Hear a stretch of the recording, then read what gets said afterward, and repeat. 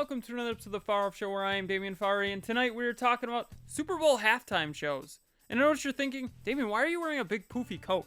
Well, I wanted to wear the Hopper Miami Vice style shirt because the Super Bowl took place in Miami, but it's cold, so that's why I got this coat on. So let's start talking about the Super Bowl, where the Super Bowl was good itself. It was a great game, to be honest. Kansas City, nice job. I was rooting for Kansas City because I'm a Packers fan and the Niners beat the Packers, so I just had to root for the team that could beat the team that beat my team. So, reasonable enough. So, we're talking really about the halftime show. So let's get this one out of the way that just happened, which was the 2020 Super Bowl halftime show, which I don't have a special name for it because all of these I really have special names for except this one. So, really, all I can say is J-Lo and Shakira both did okay. I mean, there wasn't anything too amazing or anything too bad about it. I would say, though, personally, they should have stuck with just one headliner. Most Super Bowl halftime shows have one headliner who brings out other people, which we're going to go over most of the point here. The best ones are the ones that they do have just the one person who picks people that they want to be in the halftime show as well, that the NFL approves, obviously.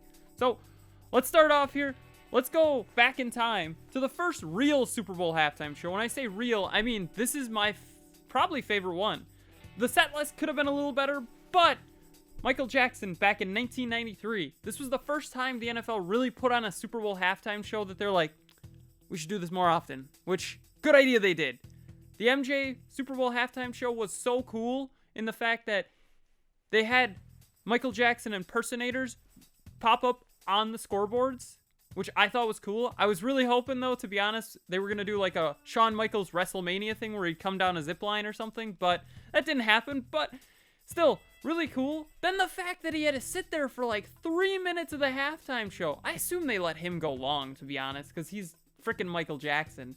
But he had to sit there and wait like 3 minutes for everybody to calm down for him to start even singing. The set, well, it wasn't all of his greatest songs. I'm not a big fan of the Dangerous album, so the fact that it's there just kind of bugs me, but that's not important. Great one. Definitely a good starting point. That was the first one I thought I'd start with because most of them before that were like marching bands and stuff like that.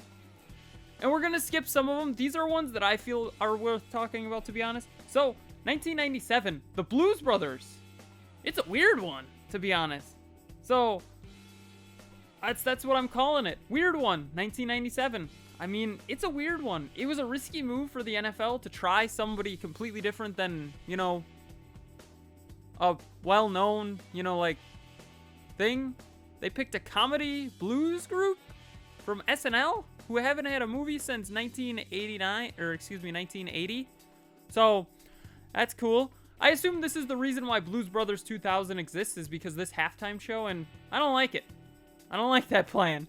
So, it was definitely risky, definitely weird. So, we're going to 2002 Super Bowl, where I'm calling it NYC because U2 was the first solo rock band type thing to be doing this. When I say solo rock band, Aerosmith did it the year before, but they were with another group of people, like NSYNC and all that. So, first time that, it was a first solo rock band. So, I'm not the biggest U2 fan. I like their music, but I don't think they're the greatest band in the world. I think they're good. Greatest band is Queen, hands down. I wish Queen could have been on here at one point, but that's not important. So, U2, they did a tribute to 9/11, which I thought was good. I've watched all these to an extent, to be honest. So, the only one I didn't really watch too much of was the Blues Brothers, being honest. Huge Blues Brothers fan, but it just seems weird that they'd be there. So, then we're going to 2004, which was the Nip Slip. Is there really anything else to say other than the nip slip? Like, does anybody know this for anything else other than there was a nip slip that happened? Janet Jackson had her embroidered nipple that Justin Timberlake, I guess, pulled some cloth off of. It was weird. She got all the flack. Justin Timberlake didn't. I'm a Justin Timberlake fan, so I could really care less, to be honest. That's really all there is to say. This one I have called The Best, 2005. Paul McCartney plays some hits. He plays a bunch of Beatles songs and some Wings songs. I really wish he would have played Maybe I'm Amazed, but that's just me. Probably doesn't fit the Super Bowl, but I thought it was great. Then, second year in a row that they have something amazing. The Rolling Stones, which I called Rolling, 2006. They were one of the biggest bands and still are one of the biggest bands at the time of this. I would still say they're one of the biggest bands in the world at this point. Though, are they touring as much? Definitely not. But that's due to getting older. That makes sense. So, the Rolling Stones, the biggest band in the world. They played it, so why not? Then, this is one of the best in my opinion. If Michael Jackson didn't happen, this may be the best. I say that because they were supposed to do a soundtrack together for Batman, which, if they did, that would have been the best soundtrack probably ever, but that's not important. Prince performed literally anything, and it was raining before and raining after. So I'm calling this one Purple Rain, because Prince obviously had Purple Rain as an album and a song. Then, 2009, skipping ahead a bit, Bruce Springsteen, the boss. He gets a shot at it, and I thought he was good too. I like these rock groups. I like the rock, to be honest. I think rock goes great with Super Bowl, to be honest, but that's just me.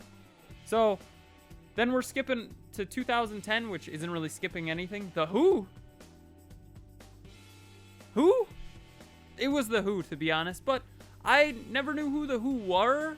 I knew some of their songs, but before that, I didn't know who The Who were. I was 15 at the time of this, so in my defense, how was I supposed to know? So, well, technically I was 14, but that's not important. The Who. I thought it was good. I now listen to The Who. They're on my Super Spotify playlist, so that's all there is to say. Destiny.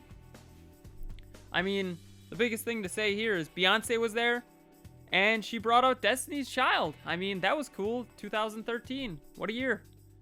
Then, Bruno Mars and the Red Hot Chili Peppers. A combo I didn't know I wanted, but a good combo, to be honest. It's like one of those combos you can get at Taco Bell where you get like a burrito, a taco, and a drink. And it's like, I didn't know this would work, really. But it makes sense that it would work.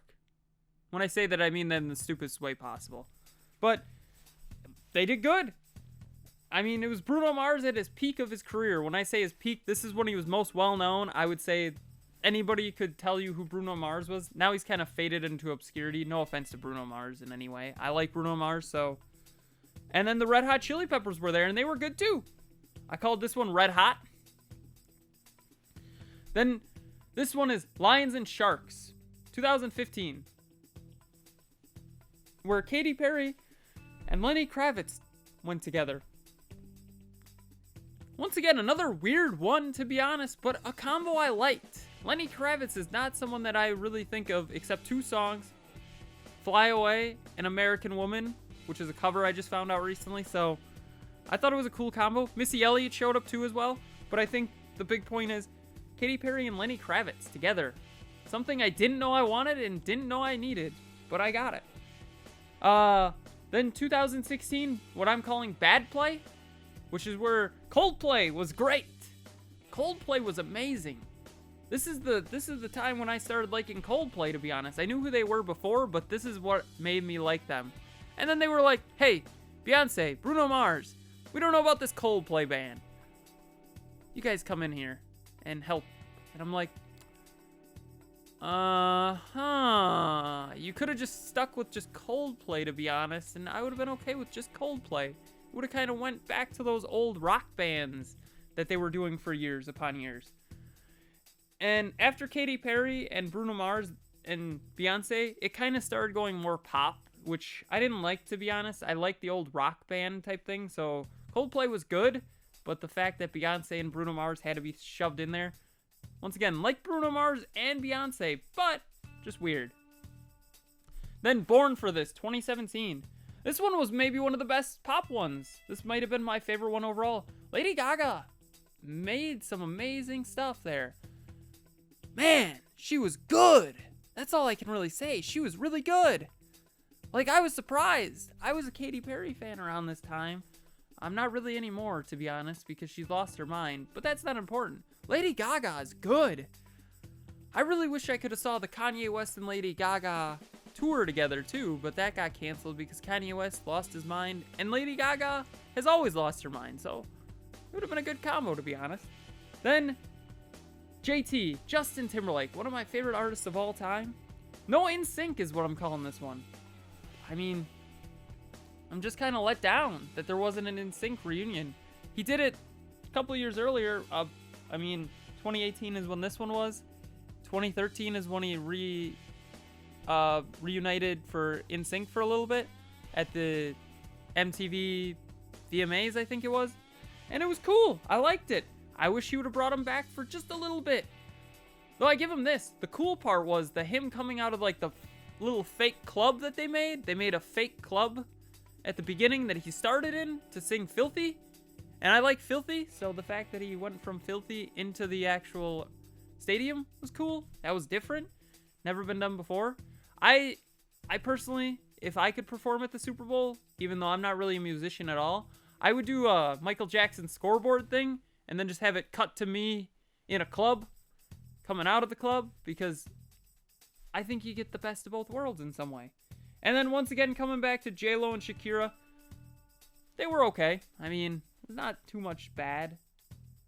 Pretty much all the last couple of years have been okay. I would say the last really good one was probably Prince. Don't get me wrong, I liked the Bruce Springsteen and the Who, and Lady Gaga was probably my favorite of the pop ones, but before that, you know, I feel like the Super Bowl halftime shows become an epic proportion that nobody can live up to at this point. So, what do you think about the Super Bowl halftime shows? What's your favorite one? Tell me in the comments below. Don't forget to like, share, comment, subscribe, hit that bell icon, and have a far off night.